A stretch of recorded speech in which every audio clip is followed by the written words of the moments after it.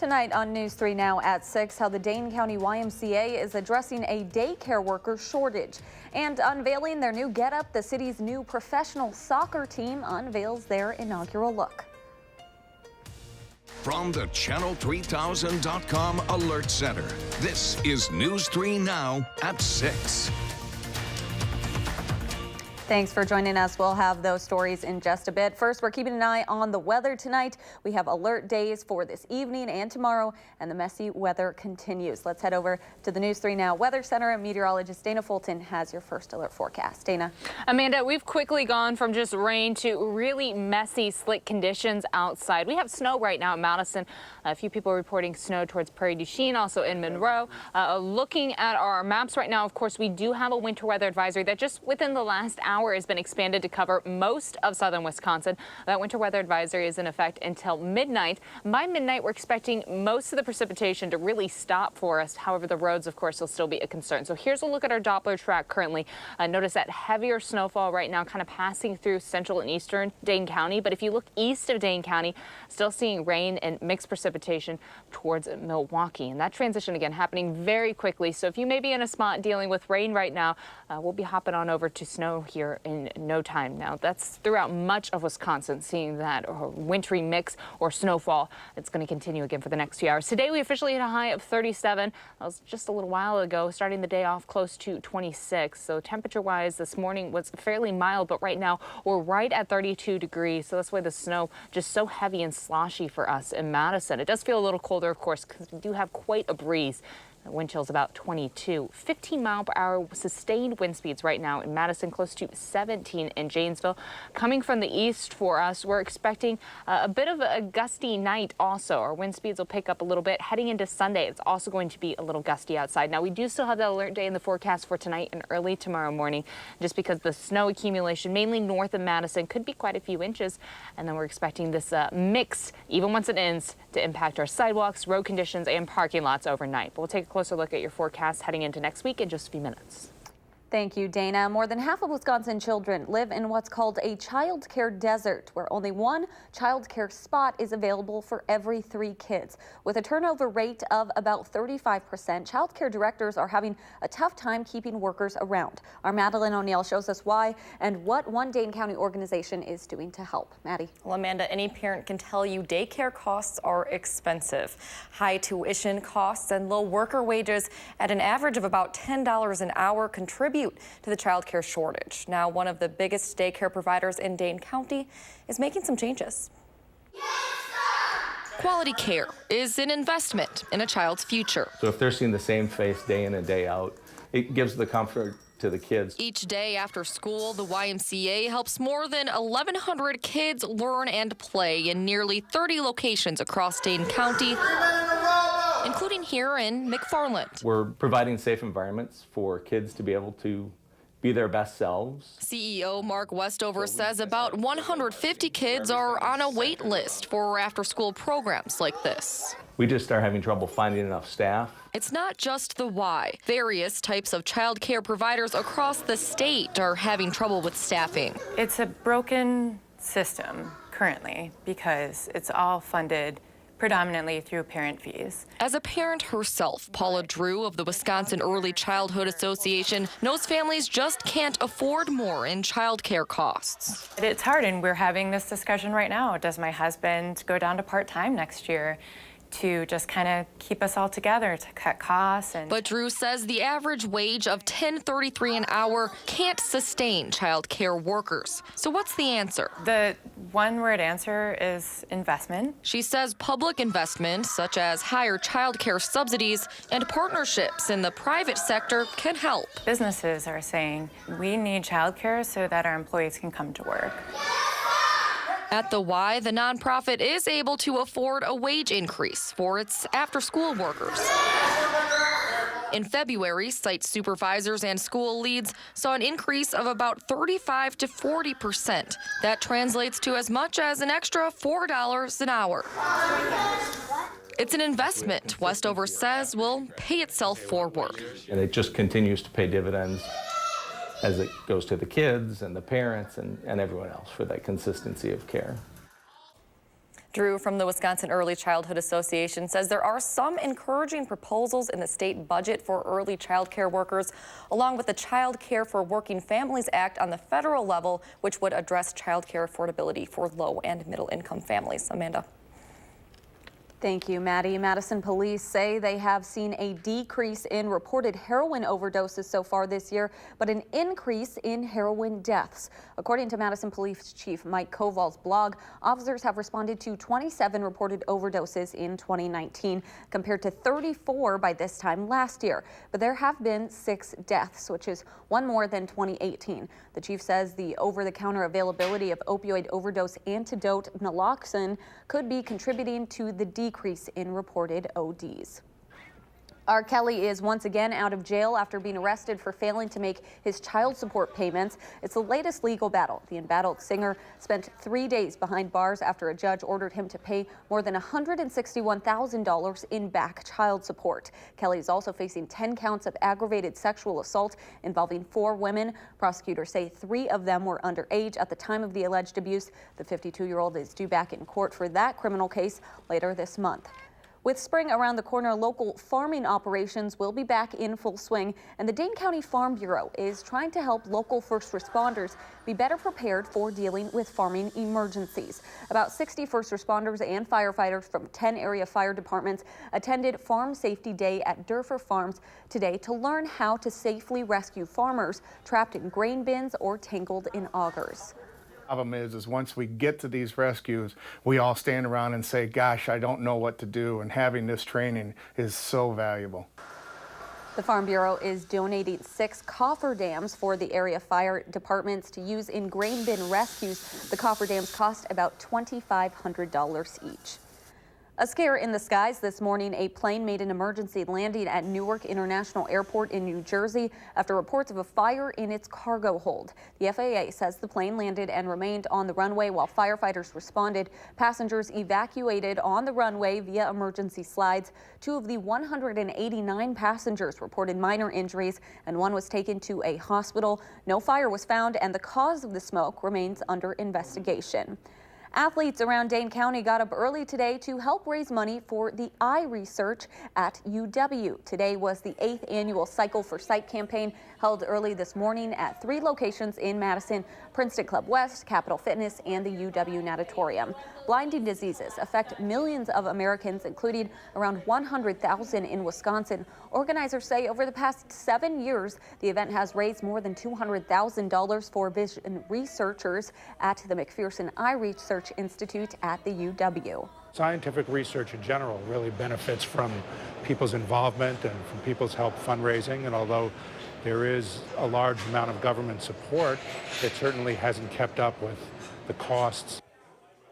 Today, organizers also recognized a young Verona woman who passed away in 2017. Kenzie Valentine fought physical challenges her entire life, including blindness. This morning, Cycle for Sight named 2 $4,000 vision research grants in her name, which will be funded through the annual event. Forward Madison FC, the city's new pro soccer team, unveiled its uniform designs today. The home jerseys, which will be worn at Breese-Stevens Field, are light blue with a white sash down the center. The away jersey is white with a sash outlined in pink. The jersey colors represent the Madison city flag, while the sash across the center represents the city's iconic isthmus. As winter winds down, 2 Dane County families will soon be moving into a new warm home in Fitchburg. Habitat for Humanity of Dane County dedicated 2 homes in Fitchburg's Renaissance Park neighborhood this afternoon, marking the 280th and 281st Habitat homes in Dane County. A family of 4 and a family of 1 will be moving in the next few weeks, and couldn't be more excited to have a new place to call home and be part of a community. Great things about Habitat is that they partner with so many different organizations that allow us to kind of become part of the community. The homes are sponsored by Blackhawk Church, the UW Habitat chapter, and Habitat Young Professionals of Dane County. 3 more Habitat homes are currently under construction in that same neighborhood.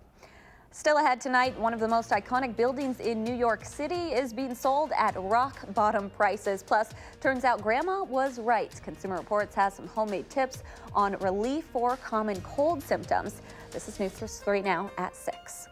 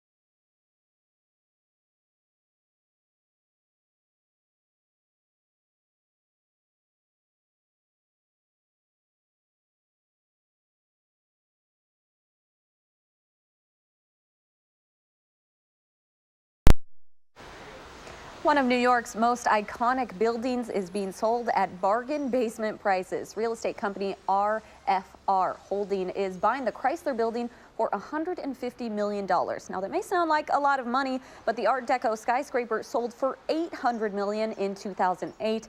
That was just for 90% of it. It's not known when this latest deal will close.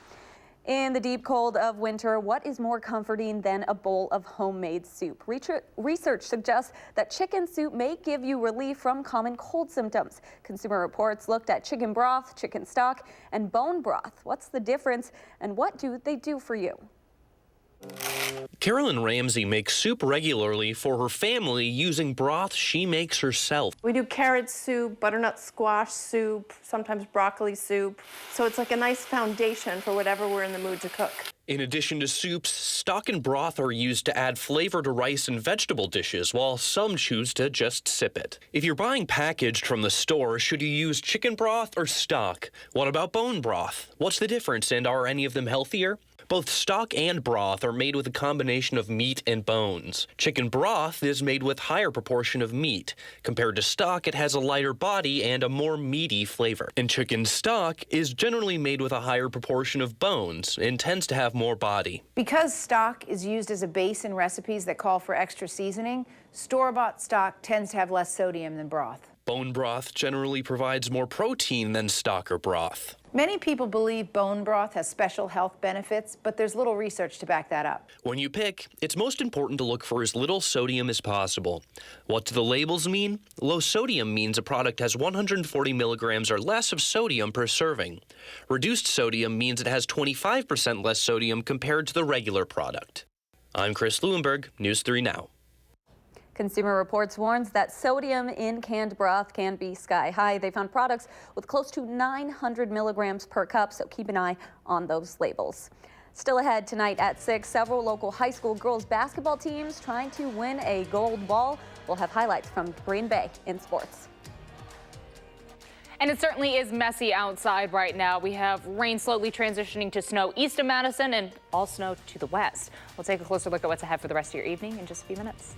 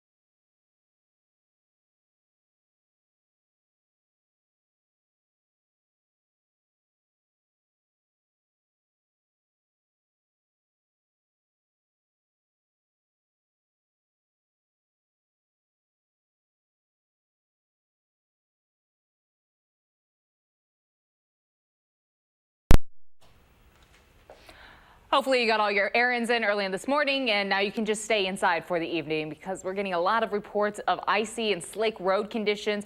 Even areas where it's not icy, it's at least sloshy outside. Of course, all that rain that we saw earlier, and now the snow coming down on top of it. So we do still have an alert day in the forecast for tonight. Any areas still dealing with rain, it's slowly going to transition on over to some ice and then snow. And we may see some snow accumulations, mainly north and west of Madison. We had reports earlier from Prairie du Chien of about a half of an inch already, but that report was about 45 minutes ago, so probably a little closer to about an inch total. Also seeing closer to Boscobel, just about an inch already, and we're expecting more to come through just in the next few hours. Thankfully, this isn't going to last all night for us, though. So here's a look at our current Doppler track. Notice in Madison, I was just outside. We're dealing with snow right now, but if you get to the northeast edge of Dane County, still seeing a little bit of a wintry mix, and then areas east of Dane County likely dealing with that mixed precipitation right now, either freezing rain or slowly starting to transition directly from rain to snowfall. West of Madison, we have that light snow into the north, a little heavier snowfall up towards Camp Douglas and Black River Falls. They've been seeing snow consistently for a few hours now, and they're going to continue to watch that snowfall come on through. So this is an event really covering the entire state for us. Area of low pressure crossing just beneath Wisconsin, bringing rainfall throughout Illinois, Indiana, and towards Ohio. But for us in Wisconsin and towards Minnesota, we're talking about snow and winter weather coming through with this system. It's because it is drifting so close for us. That's why we started off with the rain, but now our temperatures falling. Earlier today, we were in the upper 30s, or closer to 32 right now in Madison. So that's why we're transitioning over to that heavy snowfall coming through. We're expecting our temperatures to fairly hold steady in the mid to low 30s for us overnight. By the time we get closer to midnight, though, notice we're just seeing snowfall really well north of Madison, most of southern Wisconsin, not expecting to see any snowfall, any additional snowfall after midnight. So that's why our winter weather advisory only goes until midnight for us. Heading into tomorrow morning, we'll start off mostly cloudy. Again, temperatures close to freezing early in the day. So any moisture still on the ground or anything that doesn't have salt on it, definitely going to turn into an ice rink to start off the morning. And then heading into the afternoon, our temperatures will be in the mid 30s for afternoon highs, really holding fairly steady throughout the day, but we will get a little bit of sunshine coming through for our Sunday afternoon, steadily becoming partly sunny for us later on in the day. Wind gusts also a bit of a concern for your Sunday. Expecting those gusts early in the morning, up to 30 miles per hour possible. Even later in the afternoon, 27 miles per hour, what we're picking up for us in Madison. So do plan ahead for a little bit of a windy day. Our next big system will hold off for a few more days, is going to come in and impact your Wednesday and Thursday. But for that event, we're really just focusing on rain coming through. Again, tonight, temperatures holding pretty steady, close to 32 for us. That rain transitioning over to snowfall, but any snowfall will end very early in the day on Sunday, and will be close to 36 for afternoon highs. Here's your friendly reminder. I know we've been talking a lot about the weather. We're also going to lose an hour of sleep tonight. We do need a spring forward for us overnight. Heading into tomorrow afternoon, we will get a little bit of sunshine for your Sunday, and then notice temperatures through the rest of the week. Actually expecting it to be pretty mild outside by Wednesday. We'll actually get close to 50 for us for our afternoon highs with that next system coming on through. So it'll be nice to get a little break in the temperatures in the cold air. Oh yeah, looking forward to that 50. Yes. Thank you so much, Dana. Well, it is Gold Ball Saturday, and our teams are 2 for 2. Highlights and postgame coming up next in sports.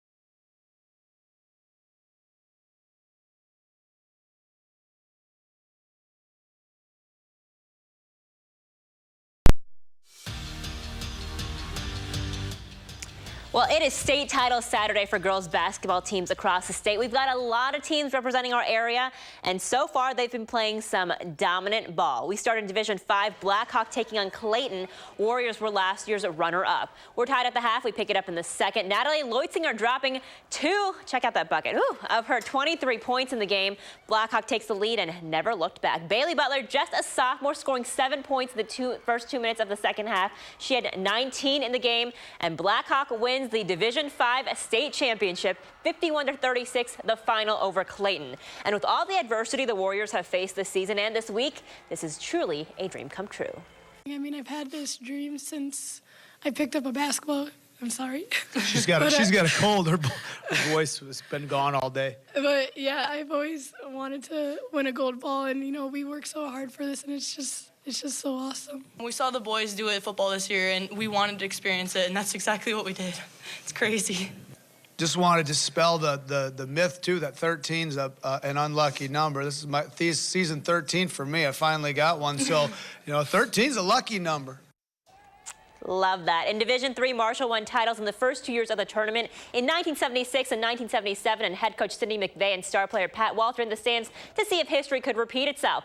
Marshall sophomore Anna Lutz made sure that would happen. She was unstoppable. The ball bouncing her way all day. 26 points on 10 of 14 shooting. She got plenty of help, too. Another sophomore, Lauren Nickel, had 12 points. So did sophomore Mia Morrell. Now Marshall winning its second straight title, 64-56 over Laconia. It was all thanks to how close they are as a team.